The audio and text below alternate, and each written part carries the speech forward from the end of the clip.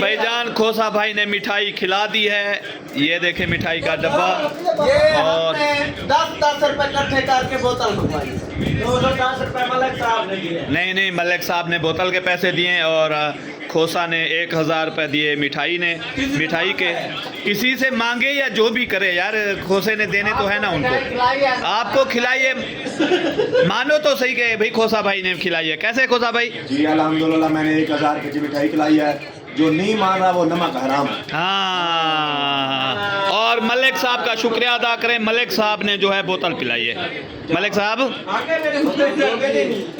ओ मलिक साहब, सर जी, मलिक साहब तो बात ही नहीं कर रहे यार। बोतल पिलाई है, इनका शुक्रिया अदा करो। सब बंदे शुक्रिया अदा करो मलिक साहब का। क्या शुक्रिया अदा करो। लाइन बना के मलिक साहब का शुक्रिया अदा किया जाए। खोसा भाई, बड़ी बड़ी मेहरबानी सर, आपने मिठाई खिलाई है और मलिक साहब आपकी मेहरबानी के आपने बोतल पिलाई है। Thank you sir.